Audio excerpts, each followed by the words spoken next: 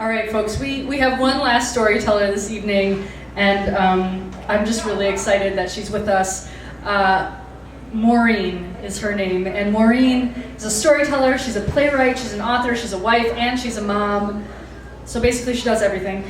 She has created and crafted characters and stories for the stage, TV, and film. Her stories have been featured in Story Lab, Lit Up, Booby Trap, The Sun, Story, Actors Access, Voice Box, and Do Not Submit. I'm really curious about that last one. And she is also the creator of Voice Box, which is a monthly storytelling event. It's held in Berwyn. Totally fantastic. Went for the first time last week. It was awesome. And what they do there is they weave song and story together. It's so amazing. So the other thing that I want to say really quickly about Maureen is that she's also the leader of a fantastic community, as I mentioned before, which is called Speakeasy Spiritual Community. And as Maureen describes it, as a Sunday morning conversation that will make even the greatest cynic blush. And say amen. Amen. Amen. So will you please help me in welcoming our last speaker of the evening, Maureen. Well, thank you, and thank you so much for inviting us up. This has been so nice to be here. This home is awesome. So I have to confess that I did not time this story, so I might go a little bit long, and I apologize. I ended up, Keith asked me to tell a story about my son, who's transgender, and I was going to tell about the love that we went through with that transition, but I ended up having another story visit today that I felt would be more appropriate. So it's a story about love with one of my best friends. So growing up, I grew up in New Jersey, a family of 8 kids, and our neighborhood was packed with kids. The next door neighbors had 7, the family down the block had 12, and we had new neighbors that were moving in. And they were moving into to this home where the police officer who lived there, this is not a great start, but had shot his wife and her lover. And so the house had been empty for a very long time. Anytime a realtor came by to try and sell the house, inevitably the new prospective homeowner would look down and question why pieces of the carpet were missing, and the questions would have to be answered. And so it was a hard sell.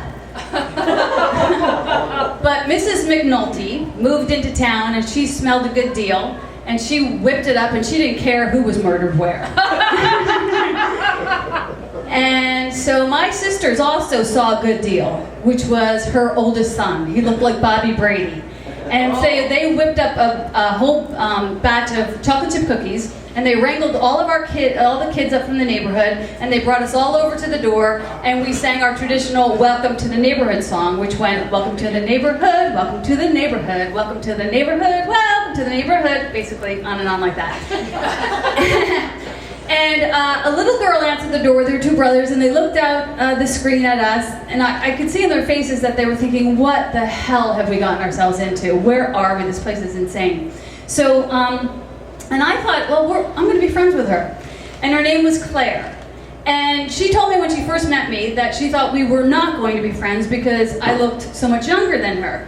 But I was actually older than her by 1 day. Oh. And when you're older from someone for 1 day as a little kid, that means you're older, right. You know, and you're cooler because you're older.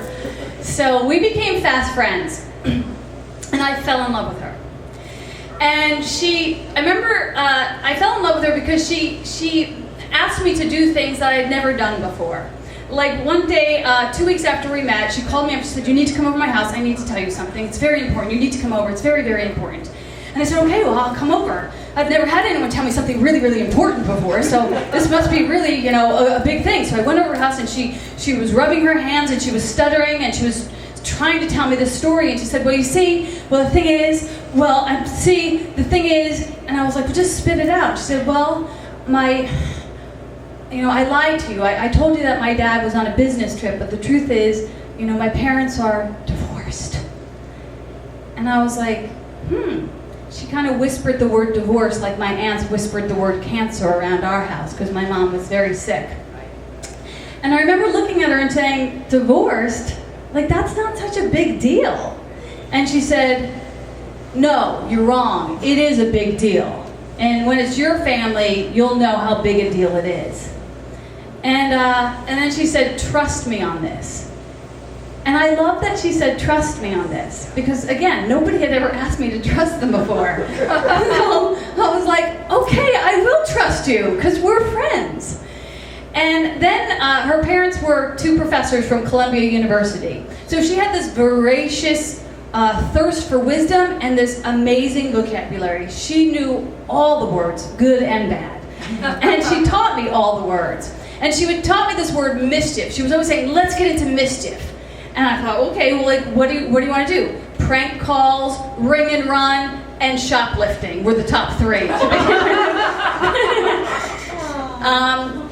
And she taught me the word depressed. And she didn't tell me the definition of depressed, but I could tell just from looking at her what depressed meant, because it looked like something very heavy was weighing her down. And she told me when we were little kids that if her dad ever died, because she loved her dad so much, that she would go crazy. And I thought that's a really strange thing to suggest as a little kid, because I thought only old people went crazy. I don't know why I thought that. But I thought, oh, that's a very interesting thing that she would say that. So Claire and I proceeded to get into a lot of mischief together, to the point where her mom decided when she was about 14 that she needed to go and live with her dad in New York City. We were really heartbroken about that. So she moved into New York with her dad, but we promised each other that no matter what, we would spend our birthdays together as we had every single year before.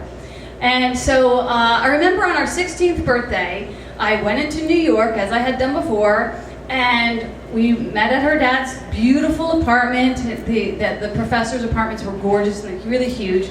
And we had alcohol, and we started drinking. And for me, if I had 1 or 2 or 3 beers, you could get me to do anything. And that's why I stopped drinking. But at the time, I didn't know this. So we were at our first beer when she told me about her problems with her boyfriend. She was having boy problems at 16 years old. And at our second beer, she told me that he moved to Florida and she was heartbroken. And our third beer, she thought that it would be really good if we could just run away together with her and me and her dog, and we could hitchhike down to Florida. So we did. We gathered up all of her stuff and we got her dog and we stuck our thumb out on a highway in New York City. And at 3 o'clock in the morning, we got pulled over by a police officer who searched the car we were in, and the gentleman who was driving us had a pistol underneath his seat that was unloaded. But the police officer said to us, "You wouldn't have known that if it was being held to your head." And he was right. We had angels surrounding us for sure. Her father was called. He had to take the day off of work. He came up to meet us, and we were forbidden to see each other after that. So at the time, it was before Facebook and before texting and all this. So forbidden meant forbidden, and we really didn't get to see each other for the next 2 years. I moved into Hoboken, New Jersey, and I started going to acting school in New York, and I started working on television, and I was having this really interesting life. And one day on 57th Street, I actually ran into her and her 2 brothers. And I was like, oh my gosh, Claire, I can't believe it! On 57th Street, you and me running into each other. And I started getting like this odd feeling because they were just staring down at their feet and then staring up at the sky and not too much talking. And I was like, what are you guys doing? And they said, well, actually we just came from reading our father's will. He passed away. He'd gotten mugged down at Christopher Street, and he went home and had a heart attack, and Claire found him. So I was like, oh my gosh, I'm so sorry to hear that. And she said, well, it's okay. I said, well, would you like to go to coffee and maybe we can, talk? And she said, no, I'm going to save up all of my money, and I'm going to catch a bus down to Virginia and go shopping because they have really good deals on clothes. And I was like, oh no, she did it. She lost her mind like she said she would. After my mom died, I lost my mind a little bit too, so I figured this is just going to be a phase, but she'll come out of it. So I gave her my phone number, but she never called me and she would never answer my calls. And about a year after that, on 57th Street again, I happened to run into her. But this time she weighed about half of what she was supposed to weigh, and she's wearing these clothes that later looked like a prostitute / drug addict / homeless person. And as I approached her, I didn't know it was her. I just watched people move around her like they do on New York City when somebody like that stands in the middle of the sidewalk. And I came up closer to her and I realized, oh my gosh, that's my best friend, Claire McNulty. And then I watched my feet keep moving because it hadn't gotten caught up with my brain. And once it did, my brain said to me, you can't walk past your best friend in the whole world. So I turned back around. But again, I was 19 years old. And I looked at her and I said, hey, what are you doing? And she said, well, I just came outside because I've been smoking too many cigarettes and I'm trying to air out my lungs. And I said, if I gave you my phone number, would you call me? And she looked me in the eye and she said, I don't think so. And I had no idea what to do. And I stood there as New York moved past both of us. And I felt like just a rock in the stream. And I wish that I had had contact with my own internal teacher at that time so I could have asked, what would love do? But I didn't have that question. And so I just said, okay. And I moved from that moment, but never let that moment go. And up until today, I carried it around, this shameful secret, that I had left my best friend in New York City with no help whatsoever. And for years, I've thought about it. I thought I could have grabbed her and taken her to Covenant House, or I could have grabbed her and taken her to the hospital, or I could have done something more than what I did, which was basically nothing. So I was on the phone this morning with a friend of mine who was telling me about this regret that she had. And for whatever reason, I told her this story. And I said, you know, sometimes you just do the best you can with what you have, and you have to forgive yourself. And you should probably let that go, because shame isn't going to serve you. And I said, how about we just move into meditation, and we ask our internal teacher what we could think about this, and maybe how we could let it go. So I went into meditation, and immediately I was standing next to her. And she looked so happy and healthy, happier and healthier than I'd ever seen her. And in my mind, I said, oh my gosh, you look so great. And then I said, I am so sorry. And she said, for what? And I said, that I didn't save you. And she said, you weren't supposed to. And I said, well, what do you mean I wasn't supposed to? She said, I was supposed to save you. And I had no idea what she meant by that, but instantaneously I got another picture in my head of when I was in acting school. And I would go out with all the actors after class, and we would drink, and we would have a lot of fun. And there was this one guy, Michael, who was the best actor out of all of us. And he was a bit older than us, and he was very handsome, and all of the girls had a crush on him. And we went out drinking with him one night, and we thought, oh my gosh, we're with Michael. He's like the coolest guy in the whole world. We would have done anything for Michael. The weird thing was that Michael never worked as an actor, and I could never figure it out because he was so talented. So as the night crept into morning, we stumbled outside of the bar, and Michael put his arm around me and he said, let's get a cab and go uptown and do some crack. And my hand went up, and I hailed a cab, and I pushed my roommate into the cab, and I said, we are out of here. And when I was in that meditation, I had a split memory of that, and I realized the reason I was so passionate about not following his direction was because I got to see her on the street, and she saved me from going on that cab ride with him. And so, as soon as I remembered that, I just started laughing, you know, and I realized that all of these years I had seen the story so different. And in that moment, my shame went out the back door. I hope it doesn't come back. Thank you.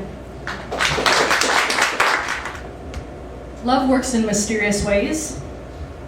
I know that's a little cliche, but I think it might be true. And I think that love sometimes calls us into spaces and places to do things that we wouldn't ordinarily do, whether for good or for otherwise.